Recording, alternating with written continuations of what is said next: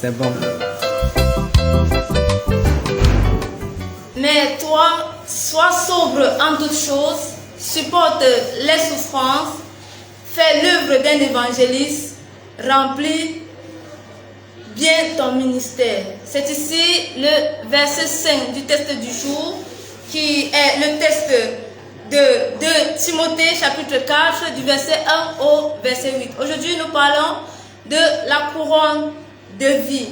Mesdames et messieurs, bonjour et bienvenue sur Salvation Live Diffusion. À présent, nous vous proposons d'écouter le condensé du jour avec le pasteur Augustin. Bonjour pasteur. Bonjour sœur Fadil et salut à tous ceux qui nous regardent. Nous avons opté de parler aujourd'hui de la couronne de vie. Nous croyons pour un but. Chacun de nous vient à Jésus pour un but. Être sauvé. C'est la devise de ceux qui croient et qui marchent pour plaire à Dieu. Être sauvé, être couronné. De même que toute compétition dans le monde a pour finalité une couronne.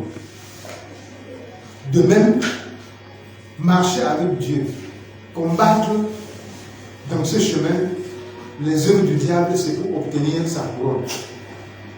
Chacun donc, en effet, doit comprendre que pour y parvenir, il y a des conditions à remplir, il y a des règles à suivre, comme chaque compétition d'ailleurs. L'apôtre Paul nous a fait comprendre qu'il ne combat pas comme, qu'il ne court pas comme à l'aventure. Il ne bat pas comme battre l'air. Mais il traite durement son corps, il le tient assujetti, de peur de prêcher aux autres et d'être lui-même rejeté. Nous avons à remplir les règles comme il a ordonné, comme Dieu l'a ordonné. Parce que nous voudrions avoir la couronne de vie. La couronne ne peut pas s'acquérir sans combat.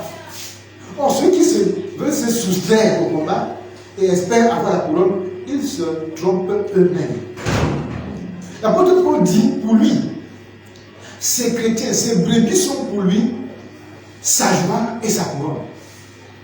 Il dit, par contre, à Timothée, de pouvoir prêcher la parole en tant qu'évangéliste, insister à toute occasion favorable ou non, reprendre, sanctionner, exhorter avec toute douceur et en instruisant. Après, il dit dans Romains chapitre 12, verset 6, que chacun doit s'attacher à sa parole et appeler. L'enseignant doit s'attacher à son enseignement.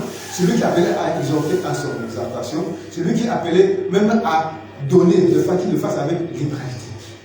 Donc nous tous, nous avons une fonction précise, chacun ce qui le concerne, dans la maison de Dieu, dans le corps de Christ. Et chacun doit donc s'attacher à sa part. S'attacher parce que c'est de là que viendra ta couronne. Si tu fais mal, tu perds ta couronne. Si tu fais bien, tu auras ta couronne. Que chacun considère ce qu'il a à faire dans la maison de Dieu. Sans dire pourquoi c'est moi celui qui fait ceci.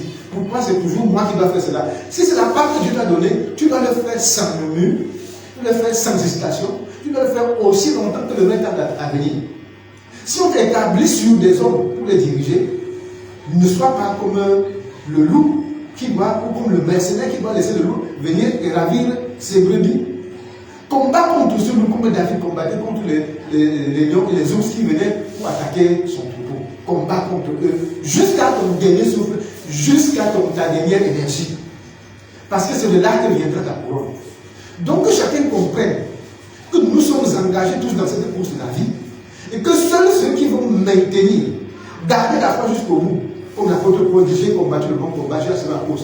Et c'est ceux qui doivent combattre le bon combat et achever la course, comme l'apôtre Paul, qui seront couronnés. Car dit-il, désormais la couronne de justice m'est réservée. Le Seigneur, le juste Dieu, me la donnera. Non pas seulement à moi, mais ceux qui auront aimé son avènement.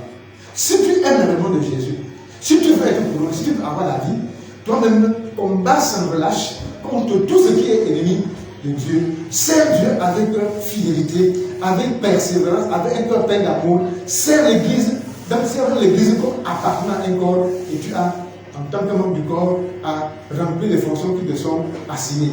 Si tu es oreille, tu vas écouter le jour comme la nuit. Si tu es œil, tu vas voir à contre-temps. Si tu es le pied, tu vas marcher à tous les parties, partout où le corps a besoin que tu ailles. C'est pourquoi cherche et connaisse ce que tu as à faire et fais-le avec attachement et avec rigueur jusqu'au bout pour avoir ta couronne. Et que Dieu te bénisse par cette parole au nom de Jésus-Christ. Amen. Amen. Aucune couronne n'est donnée sans combat. C'est ce que nous avons retenu en ce jour. Mesdames et messieurs, nous disons merci d'avoir suivi et retrouvons-nous tout juste après sur le plateau de Salon des Saintes Écritures.